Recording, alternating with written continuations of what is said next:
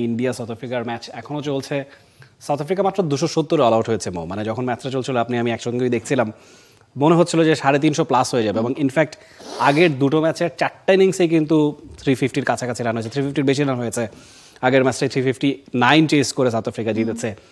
এই ম্যাচটা যেভাবে শুরু হয়েছিল, কুইন্টন ডিকক হি ওয়াজ স্প্লেন্ডিড। মানে আজকে তিনি সেঞ্চুরি হাঁকিয়েছেন বলে বলছি না, মানে ইন্ডিয়ার মাটিতেই আসলে Quinton de Kock his something else. এবং ইন্টারন্যাশনাল রিটায়ার থেকে তিনি রিটায়ারমেন্ট থেকে তিনি ফিরে এসছেন, 27-এর বিশ্বকাপটাতেও তিনি নজর রাখছেন।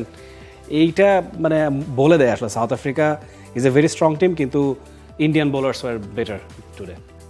এবং মানে এইটার বেটারের একটা পেছনে অনেক বড় একটা কারণ হচ্ছে যে 20টা ওয়ানডে পর ইন্ডিয়া টসে জিতেছে।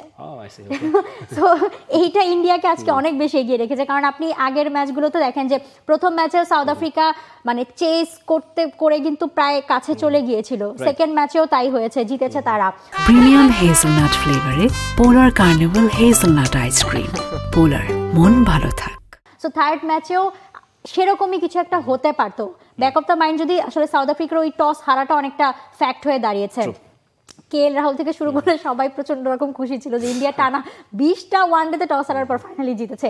এবং টস জিতেই এবং ম্যাচ শেষে ইনিংস শেষে যখন দেখছিলাম যে কুলদীপ যাদব কথা বলছিলেন, তাকে জিজ্ঞেস করা হচ্ছিল যে ক্যাপ্টেন টসে জিতেছে, এইটা নিয়ে সবচেয়ে বেশি খুশি ছিলেন কিনা। যে বলছিল যে হ্যাঁ, আমরা পুরো টিমই সেই সময় আসলে ম্যাচের গেম প্ল্যানটা মাথায় পুরো সাজিয়ে ফেলেছি এবং আমরা প্রচন্ড খুশি ছিলাম যে ফাইনালি টসটা জিততে পেরেছি।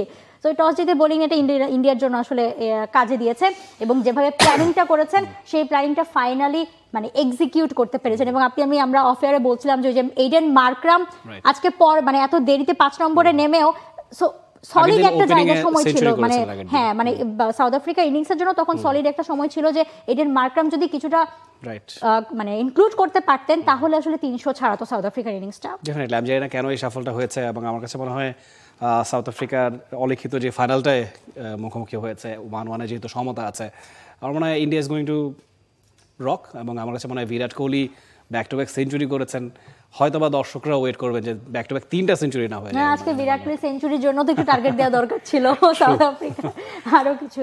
দেখা যাক, লেটস সি কি হয় আসলে। For more updates, subscribe to our YouTube channel and click on the bell icon. Follow us on Facebook and Instagram.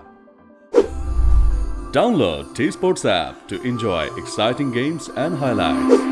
Visit tsports.com.